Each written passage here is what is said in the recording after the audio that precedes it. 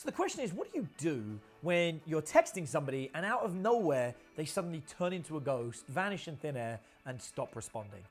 Now, one of the things that people tend to do is they tend to take that personally, right? If I send a text message, they don't respond, suddenly it's like, oh, you're ignoring me, you horrible person, I can't believe you did this. The reality is, when somebody doesn't respond to you, there's usually a good reason for it. The most common reason that somebody doesn't respond to you is simply because they forgot to respond. They see the message, they trigger it, and then they forget to respond. It's not an insult against you, they just got busy. Sometimes somebody will be at work and they're not allowed to respond. Sometimes they don't respond because you didn't ask a question and there's nothing to respond to. And sometimes people won't respond simply because something else is happening in their life that takes more precedence. Either way, an emotional negative reaction is actually just going to make you look like a complete loser and make them not want to respond to you ever again. So I always like to assume the worst. If somebody doesn't respond to me, I will wait for a period of time, usually about 24 hours before sending a message, and then I'll follow up with, hey, just want to make sure you're okay. Did you get my last message? Just to clarifying, like, is everything okay? Did you get it? And they'll normally respond, yeah, oh my God, so sorry, my life got busy, ha ha ha. And then we're back texting again. If they don't respond to the second one, then I like to use what I call a Hail Mary life-saving text message. And I'll usually do it about 7 days later. The reason I wait is because I want to give them time to respond to the one that says, are you okay, is everything, just to make sure.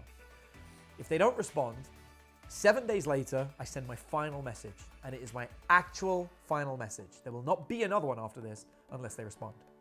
And the message says, hey, we were texting the other week. I sent you a message to see if you're okay and you didn't respond. This makes me believe only one of two things could possibly have happened. The first is that you've got so crazy busy with life that you forgot to let me know and respond to me and let me know you're okay, which is totally fine if that's what happened.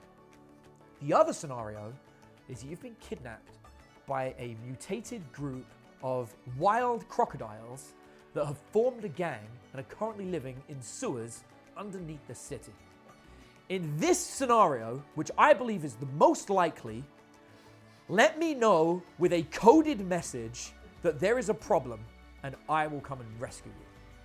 So what we're doing here is we're creating two scenarios. One is the most realistic one. You're very busy and couldn't reply. The other one is very funny. And also they're in danger. And human beings are, as social creatures, we don't like other people in society to think we're in trouble if we're not actually in trouble. It's almost hardwired into us to let everybody know they're okay. English people, it happens all the time. If an English person breaks their arm and you go up to them and you go, okay? They go, yeah, it's not that bad.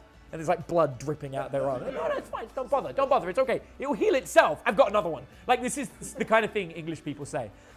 Because yeah, I'll just rub some tea on it. Everything okay. A little bit of porridge, back to normal. It's a flesh wound. Don't worry about it. It's a very common thing that English people say because we don't want to bother anyone.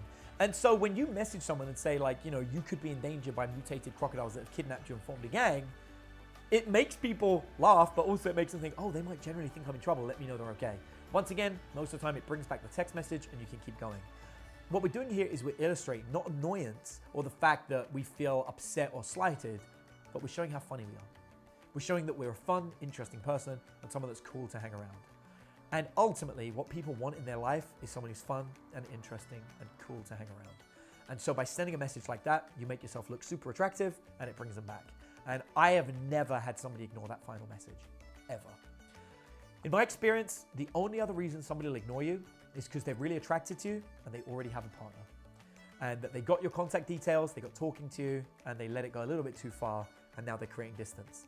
To the point that if somebody doesn't respond to me on the second one, and maybe I didn't want to send the Hail Mary one, which sometimes happens, I'm like, oh, I don't care about it enough.